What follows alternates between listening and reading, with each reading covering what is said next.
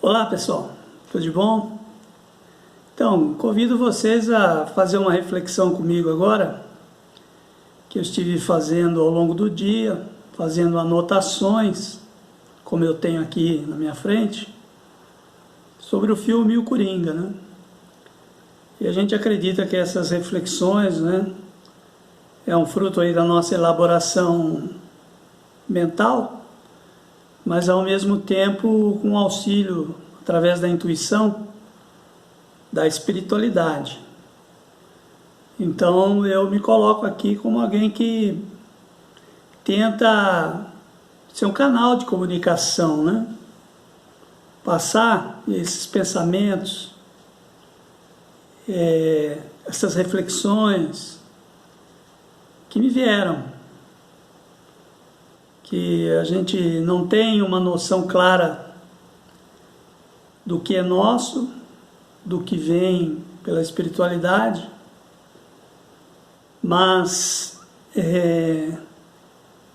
o maior valor está no conteúdo, né? Então vamos olhar esse conteúdo e refletir sobre ele, né? É um filme bem construído, de refinado acabamento estético, provocador, com excelente interpretação de Joaquin Phoenix no papel de Arthur Fleck, que se torna o conhecido criminoso das histórias em quadrinhos, né, chamado de O Coringa. É uma história fictícia que retrata os dramas existenciais da humanidade.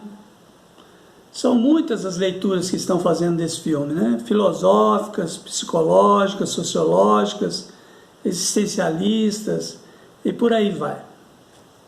O meu objetivo é fazer uma leitura espiritualista do filme, uma leitura de sua mensagem com enfoque espiritual, da maldade, da violência, e com isso somar opinião com muitos outros, né? O entendimento espiritual da vida. São exercícios que a gente faz de fé, de crença em Deus, na espiritualidade. Então vamos fazer esse exercício, né? Então a arte é transgressora por natureza. Procura um recorte do real para apresentá-lo de forma dramática, emocionante, instigadora e provocativa. O filme consegue tudo isso e levanta questões antigas da humanidade, como a maldade humana, a violência na sua forma mais crua. Mostra como um indivíduo com distúrbio psicológico é levado à insanidade pela influência familiar, das pessoas, das circunstâncias da vida, da sociedade doente em que ele vive. E de onde vem essa tendência que algumas pessoas carregam dentro de si? Genética? Psicológica? Social? Ou até mesmo espiritual? Para o espiritualista, o mundo material é um mundo dos efeitos e que as causas residem no domínio do espírito. Então nós expurgamos aqui as mazelas espirituais que construímos ao longo das existências, pois somos herdeiros de nós mesmos, não um capricho do acaso ou da natureza. O postulado espiritual da reencarnação, ele é essencial para a compreensão do que se passa com a humanidade, e que é reconhecida por inúmeros sábios, pensadores, filósofos, né, de todos os tempos. Então, convido você que acha que essa ideia é estranha, a fazer então esse exercício filosófico, né, de conduzir o raciocínio admitindo esse pressuposto como possível, como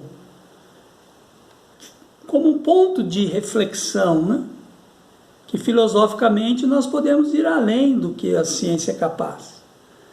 Então vamos colocar esse postulado como possível mesmo, como algo que racionalmente pode ser concebido, mesmo que nós não tenhamos ainda evidências patentes, né, da reencarnação.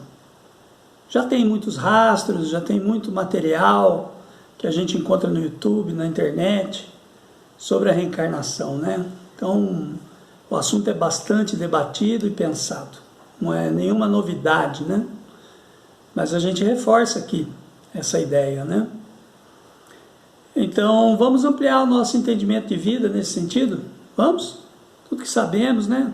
Fica bem limitado quando a gente coloca a questão espiritual dentro da existência, né? Porque o domínio da compreensão nossa é todo baseado naquilo que percebemos pelos 5 sentidos. Então essas janelas nos limitam bastante. Então é preciso aí o pensar filosófico para superar essas limitações e alcançar um entendimento maior, né? Nessa concepção espiritualista, o espírito é anterior à matéria, ele se integra a ela, né? Formando um todo, que um repercute sobre o outro, o corpo sobre o espírito.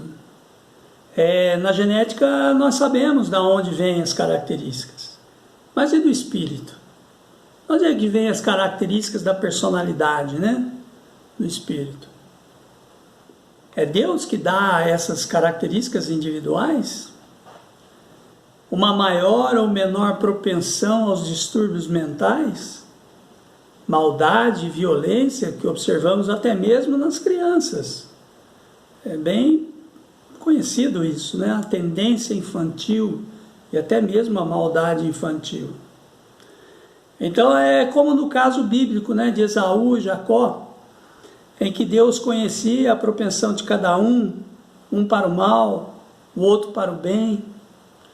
Então seria Deus caprichoso a ponto de decidir de antemão o destino de um para o bem e do outro para o mal?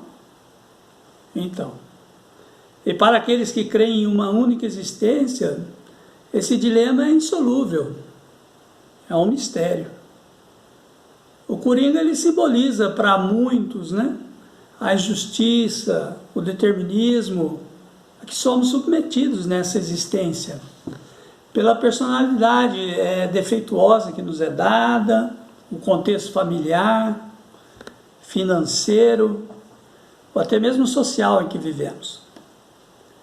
As diferenças das condições iniciais da vida podem definir todo um futuro de dificuldades ou facilidades que serão vivenciados pelo Espírito. E onde está a justiça nisso? Somente é justo se formos os construtores do nosso destino, semeando ontem o que colhemos hoje, né? Semeando hoje o que colheremos amanhã. E é patente que a semeadura tem sido tortuosa na história da humanidade, criando distúrbios espirituais de toda ordem, com os reflexos sobre a mente e, consequentemente, sobre o complexo orgânico, né? Então, no exercício do livre-arbítrio da existência anterior, que predestinamos o amanhã. E depende de como reagimos hoje, né? Estamos criando o nosso futuro. E cada um de nós traz no espírito mazelas, virtudes, equilíbrio e desequilíbrio, grandeza ou inferioridade, variando gradualmente de pessoa para pessoa. Então, na modernidade, nós não aceitamos mais a concepção binária, maniqueísta do ser humano, em que divide ele, ou ele é luz, ou ele é trevas, ou é branco, ou é preto, quando na verdade nós somos tons de cinza, ora tendendo para o claro, ora tendendo para o escuro. Então a indagação que a gente pode fazer é: em que direção está indo o meu cinza? Para onde está apontando a minha tendência de superação da tendência sombria, escura que temos? Do que eu me alimento?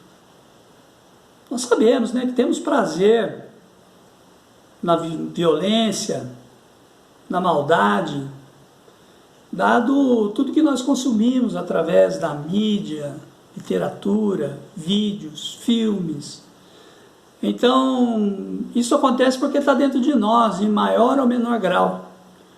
O filme Coringa provoca essa reflexão, né? Pois não se trata só do personagem central. Como na nossa sociedade, em que consumimos doses e mais doses de violência e maldade, e paradoxalmente nós desejamos a paz. Então, no entendimento espiritualista, estamos imersos em um grande oceano de energias materiais que interagem com a nossa mente e que nos alimentamos, né, na mente. O que alimentamos na nossa mente é espelho do que somos em espírito. Então sofremos influências boas, ruins, que encontram morada em nós, dependendo do que cultivamos na intimidade do nosso ser.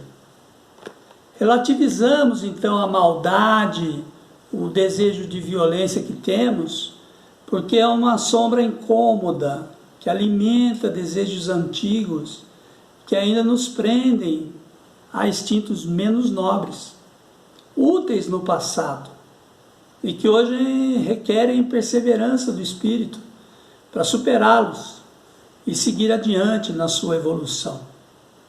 Então, convido vocês a pensarem comigo, né, que pensamentos, que tipo de pensamento estamos cultivando? Onde é que nós queremos chegar? Podemos ser levianos em um assunto tão importante que pode definir nosso futuro, de nossos filhos, da humanidade? E se isso define o futuro do meu ser, eu estou preparado para colher a minha semeadura? Que tal refletirmos sobre isso, né? Que a espiritualidade, então, construtora do bem na terra, possa encontrar em nós um terreno fértil para a semeadura que eles realizam constantemente em favor da humanidade. Aguardando a decisão de cada um, respeitando sempre o livre-arbítrio concedido por Deus, que é uma dádiva divina, que aprimora o ser de existência em existência, livrando-nos das amarras da maldade e da violência, que nos prendem a esse tipo de mundo.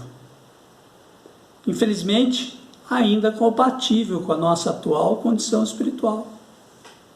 E felizmente, transitória essa situação, no tempo, pois como tudo que não procede de Deus, passa, fica pela estrada, pela caminhada, e o Espírito então, superando essas injunções que ele mesmo cria, evolui para se aproximar cada vez mais do Pai Celeste.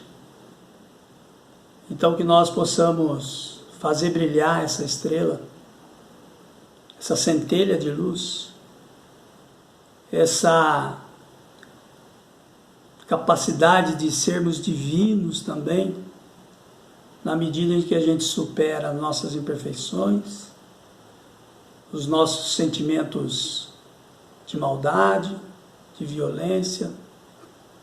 Então que esse filme só sirva de reflexão para a gente compreender o ser humano. Saber que isso está sim presente na sociedade, mas que não há um determinismo moral com relação a isso. Temos no espírito todas as condições de superar esses atavismos psicológicos que nós carregamos de vida em vida ao longo da existência do espírito.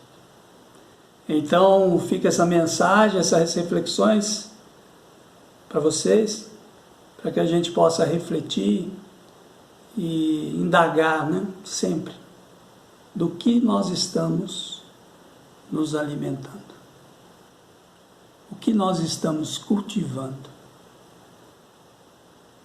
em nossos pensamentos. Fiquem com Deus, espero ter ajudado a resumir um pouco nessa visão. Graças a Deus.